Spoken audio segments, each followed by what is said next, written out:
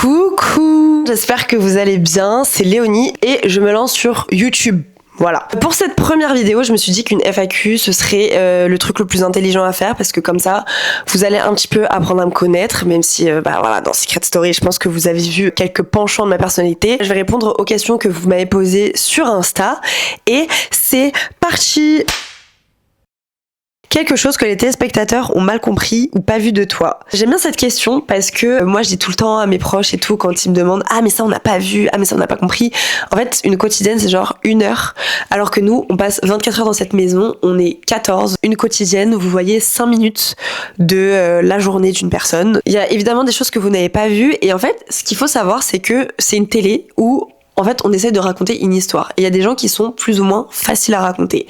Et moi, je pense, honnêtement, être quelqu'un de compliqué à raconter. Parce que vous avez vu que j'étais assez chaotique, je peux être un coup noir, un coup blanc. Margot, tout et son contraire, j'ai jamais vu ça, ouais, c'est une toupie Beyblade. T'es tic, t'es tac, t'es pomme de renette, t'es pomme d'api, t'es quoi en fait? Hilarant. J'ai pas une ligne directrice assumée, j'ai pas une DA vraiment ancrée dans le marbre. Et je pense que ça, pour une production, c'est un peu chiant. Après voilà, ils m'ont rien dit, c'est vraiment mon interprétation. Mais du coup, oui, je pense qu'il y a évidemment des choses que vous avez pas compris de moi. Je vois beaucoup de messages passer sur Twitter en mode elle est vicieuse, elle est jalouse, etc. En fait, pour moi, être vicieux dans le cadre d'un jeu où les gens tu les connais depuis 3 semaines, je trouve que c'est un peu fort de café, comme dirait Paola. C'est pas ça le vice, en fait. C'est pas de la méchanceté gratuite. Je t'ai pas trahi dans la vraie vie, je t'ai pas volé ton mec. Maintenant, oui, mentir, cacher la vérité, oui, c'est du vice, mais on est dans une émission où c'est le but. Donc bon. Et il y a un autre truc que j'ai vu passer sur les réseaux, c'est Léonie, elle force avec Azad. Les gars, en fait, mon ego prend un coup. Là, ce serait mentir de dire que je m'en fous. Parce que j'ai pas vu les quotidiennes, donc je me dis que vous avez vraiment des raisons de le penser. Mes copines, elles m'ont un peu débriefé tout, et donc j'ai compris pourquoi les gens avaient dit ça. Mais c'est vrai que du coup, vous avez pas vu toutes les discussions qu'on avait avec Azad, et donc je pense que moi, je suis quelqu'un qui a beaucoup de facilité en fait à parler. J'ai grave l'avocat et du coup moi je peux même dire plus que ce que je ressens vraiment. Typiquement je pense que dans cette maison c'est ce qui s'est passé et même dans ma vie de tous les jours je le dis tout le temps, je suis amoureuse hyper facile alors que pas du tout, tu vois ce que je veux dire. Bon là c'est un exemple qui a rien à voir avec la maison parce que dans la maison je l'ai pas dit et Azad c'est carrément l'inverse, c'est un mec il va dire moins que ce qu'il pense alors que moi je vais dire plus que ce que je pense.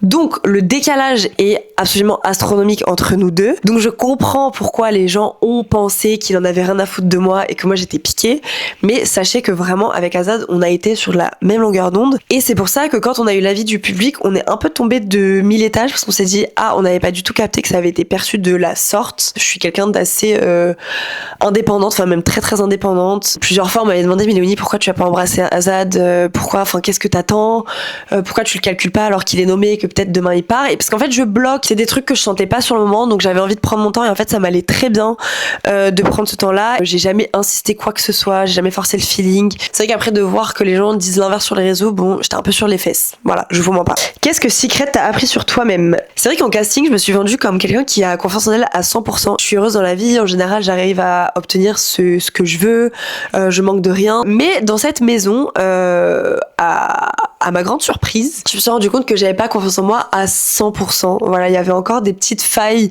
des petits complexes que j'ai découverts et c'est des choses que t'enfouis en fait dans ta vie de tous les jours parce que t'es pas forcément confronté à tout ça. Donc voilà, c'est des choses que t'oublies, tu sais qu'elles sont là mais tu te poses pas forcément la question. Là dans une émission comme Secret, en fait t'as tes démons en fait vraiment en face de toi et j'ai appris en fait que je supportais pas le rejet. Voilà. Parce que en fait dans ma vie de tous les jours je suis jamais rejetée, enfin quasiment, mais c'est parce qu'en fait dans la vie voilà les choses se font naturellement et puis quand le feeling passe pas avec quelqu'un en fait tu traces ta route et tu le revois pas donc voilà t'es pas confronté au rejet, alors que là dans la maison des secrets quand un feeling ne passe pas tu vois cette personne tous les jours, il y a des dynamiques de jeu qui viennent remettre de l'huile sur le feu systématiquement, donc en fait t'es confronté vraiment au fait que ces personnes ne t'apprécient pas et en fait je ne supporte pas le rejet et je pensais en avoir rien à foutre mais en fait c'est faux. On peut savoir clairement la nature de ta relation avec Azad. Non. Vous-même, vous savez, en fait, les situationships, quand t'es dans un entre-deux, une forme d'ambiguïté, genre t'es pas ami, mais en même temps t'es pas en couple, et t'as pas envie d'être en couple. Mais sachez que depuis le début, entre nous, c'est clair, en fait. Et je pense que ça, vous l'avez pas vu. Dès le début, je l'ai même dit avant lui, je pense que j'avais pas du tout envie d'être en couple dans cette aventure, ni dans la vie. Je suis pas prête à ça en ce moment. Et lui non plus, je sais pas vraiment ce que je veux, je sais pas vraiment qui je suis en tout point. Se mettre en couple à un moment où t'es au prime de tes questions existentielles, je pense que c'est un peu le truc débile. Et si on était amoureux, peut-être que en fait je me poserais plus ces questions, parce que l'amour a le pouvoir magique de dissiper les doutes et voilà de surpasser un peu tout. Mais on n'en est vraiment pas là, on n'est pas en couple, on sera pas en couple, mais on s'apprécie beaucoup. Une personne avec qui tu t'entendais pas, mais que tu aimerais revoir à l'extérieur. Je vais dire Paola. En vrai, on se l'est déjà dit qu'on pouvait pas se piffrer dans la baraque, mais que en vrai dehors, il y avait un monde où tu nous mets en mode de nuit toutes les deux. C'est possible qu'on rigole bien. Durant les soirées Secret Story, est-ce qu'il y a de l'alcool? Les gars, il y a 0 alcool dans Secret. Et je dis pas que ça a été dur, parce que ce serait mentir. En vrai, je suis pas alcoolique au point de me gratter les veines, parce que je bois pas d'alcool pendant 1 mois.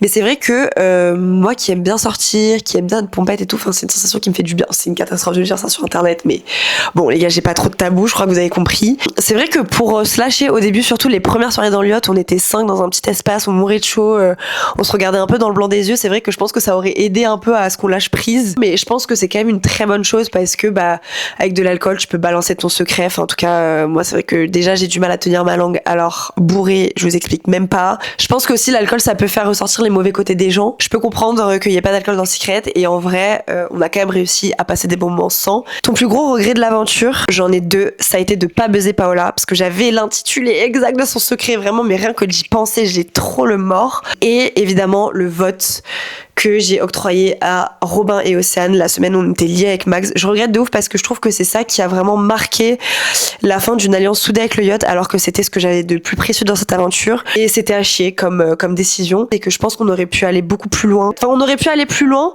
pas forcément parce que il y a quand même Océane et Robin qui sont allés en finale, et que moi ça se trouve pour une autre raison j'aurais été éliminée aussi, mais je veux dire ça aurait pu être plus agréable. Le chemin aurait pu être plus agréable, parce que moi il y a des moments où je me sentais seule et j'osais pas forcément aller chercher du soutien chez Robin et Océane tout le temps, parce que j'étais un peu en mode est-ce que je peux leur faire vraiment confiance stratégiquement, parce que je sais qu'ils veulent se venger, etc.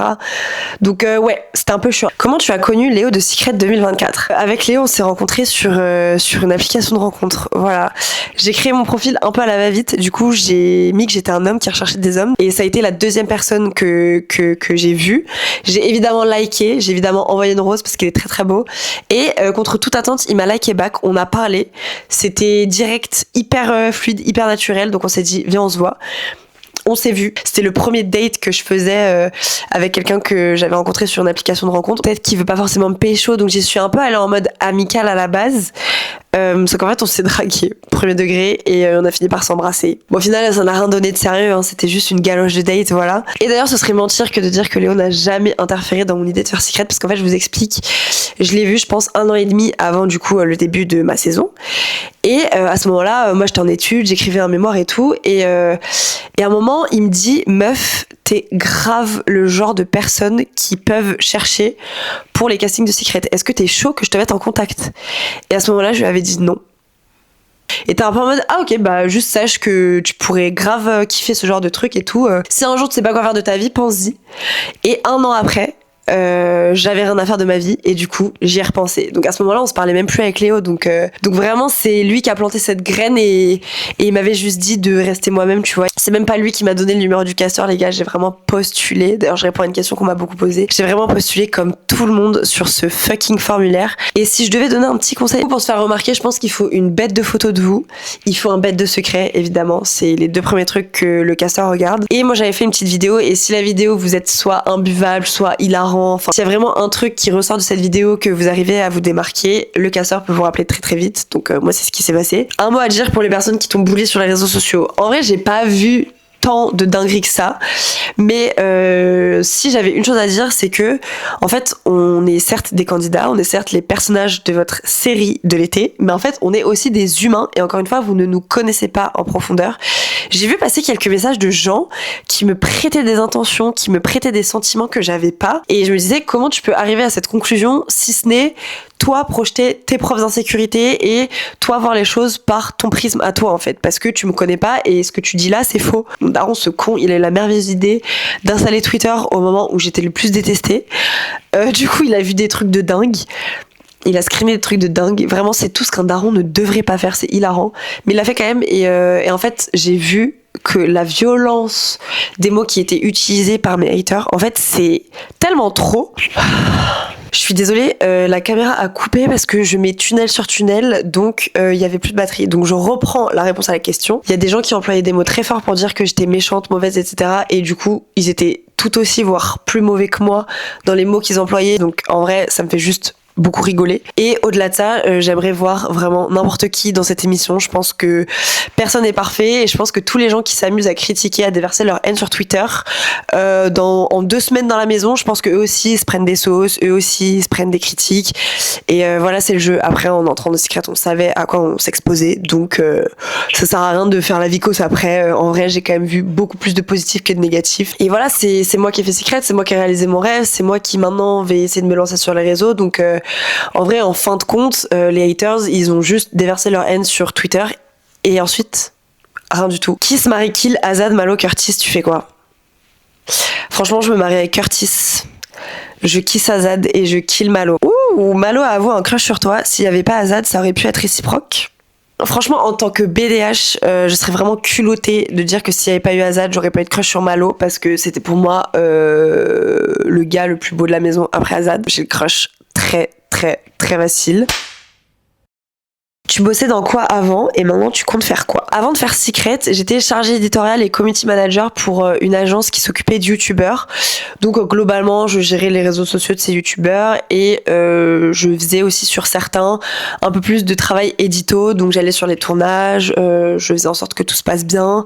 Je supervisais aussi le montage de la vidéo finale, etc. Et du coup, maintenant, ce que je compte faire, c'est d'essayer de faire tout ça pour moi. On va voir si ça marche sur le long terme. En tout cas, je prends beaucoup de plaisir à le faire. Donc je pense que c'est l'essentiel. Et si ça marche pas, écoutez, je rappellerai mes petits youtubeurs et j'essaierai de retravailler pour eux, tout simplement. Ma routine cheveux, les gars, en fait, j'ai envie de vous la faire. J'ai envie de vous montrer les produits, mais j'ai pas envie de faire de la pub gratuitement.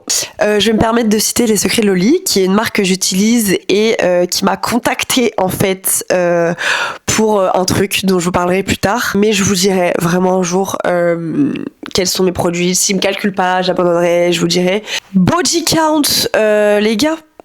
Vous pensez vraiment que je vais dire ça sur internet? Enfin, je suis pas non plus dévergondée à ce point. Je veux bien être passée pour la meuf décomplexée et tout, mais il faut pas abuser, donc non, vraiment, je répondrai pas à cette question. 12. Tu as refait ton nez? Il est canon. Je n'ai pas refait mon nez. Voilà, je me le suis juste cassé quand j'ai fait de la gym. Quand j'avais genre 14-15 ans. Donc avant il était plus fin et plus long et en fait je me suis pris mon genou comme ça à hauteur et vitesse assez conséquente et du coup ça l'a aplati. Tu écoutes quoi comme musique? Beaucoup de rap, surtout français, un peu américain, de l'électro, essentiellement de la house, tech house un peu, de la soul et du R&B globalement. Mon artiste préféré de tous les temps, c'est Kate Ranada, c'est un DJ canadien. Sinon, en rap français, mes chouchous, c'est, je dirais, Jossman, Ateyaba, anciennement Joke, et Luigi. Oh, j'ai peur d'oublier des gens. Et Hamza, voilà. Hamza, typiquement, comment l'oublier. Et après, en R&B, je kiffe SZA, Léon Thomas, Bryson Tyler, Summer Walker, KWN, enfin ce genre de choses. Et sinon d'ailleurs, avant de faire Secret, on nous avait demandé la liste du coup de nos artistes préférés. Et donc pour dire ceux que j'ai pas cités, j'avais mis Michael Jackson, Taiki, Aya, Theodora, Britney Spears, Katy Perry, Rihanna. Ton top 3 films, je dirais que c'est Dune 2, Thelma et Louise parce que le personnage de Thelma est exceptionnel. Je pense que c'est mon personnage de cinéma préféré. Peut-être que je me reconnais un petit peu en elle, je sais pas, parce qu'elle est dumb, mais à la fois elle est exceptionnelle. Et la fin est incroyable, le message est incroyable, c'est 2 meufs qui font un road trip et leurs maris sont pas du tout d'accord et il leur arrive des galères. Et sinon mon 3e film préféré, je pense que c'est Before Sunrise. C'est 2 jeunes qui se rencontrent dans un train et qui s'arrêtent dans une ville, je sais plus laquelle c'est, Vienne peut-être, et qui vont passer 24 heures ensemble, ils vont tomber amoureux et c'est trop beau. C'est juste eux qui se baladent dans la ville et qui discutent et leurs discussions sont trop intéressantes, j'aime trop. Sinon j'adore Anora aussi. Comment t'as su que t'étais bi?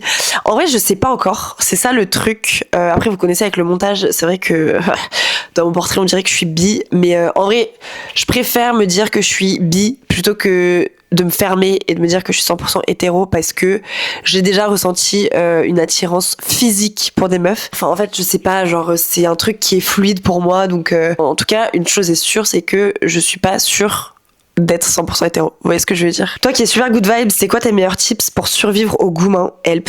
Oh, les gars, je m'y connais un peu en goumin, j'en ai eu tellement en 2025. Mes tips pour survivre au goumin, c'est de parler le plus possible à vos amis si vous avez la possibilité de le faire. Moi, mon entourage, encore une fois, ça a été le truc qui m'a fait sortir du goumin parce que il me laissait parler des heures et des heures sur ce truc, donc je pouvais vider mon sac et ça faisait trop du bien. Prendre un temps quand même pour vraiment extérioriser toute ta tristesse, peut-être ta rage, ta colère, etc. Donc s'octroyer, je sais pas, quelques jours, une semaine à être au fond du seau, à pleurer si t'en as besoin. Mais après te dire, en vrai, ça me définit pas. Il y a encore plein de choses à vivre. Et du coup, faire des trucs. Quand avec mon ex, ça s'est fini, je me suis dit que j'allais me remettre à la danse, que j'allais me mettre à la salle de sport. Donc voilà, occuper le temps que cette relation me prenait avec des trucs qui me faisaient kiffer. Et sinon, un truc, mais bon, c'est pas très politiquement correct, mais en vrai, avoir un petit pansement. Alors, pas forcément le prendre tel quel, mais genre s'ouvrir au fait que bon bah voilà, tu vas pas te remettre en couple tout de suite, mais s'il y a quelqu'un qui te plaît, tu vas pas te gêner à vivre quelque chose avec lui, ça va peut-être te faire penser à quelque chose. Et si ce pansement est quelqu'un de bien, ça pourra te permettre de relativiser sur la personne qui te met en goumin, peut-être te dire que ah bah il y a quand même d'autres gars bien sur cette planète, donc c'est cool. Alors par contre, faut mettre des limites, c'est-à-dire que faut que cette personne soit au courant de la situation, que cette personne sache que tu la fais pas espérer dans le vent, que voilà, tu t'es honnête avec elle. Bref les gars, j'ai trop abusé du bail. Du coup je vais raccrocher, c'est pas du tout le terme, mais j'ai trop mis des tunnels. Si j'ai pas répondu à votre question, je suis désolée. En tout cas, j'ai kiffé faire ça, j'espère que vous avez kiffé aussi. Je voulais vous remercier pour toutes les questions que vous avez posées, tout l'engouement sur les réseaux, tout votre soutien, tout votre amour, et je vous fais des gros bisous. Ciao ciao.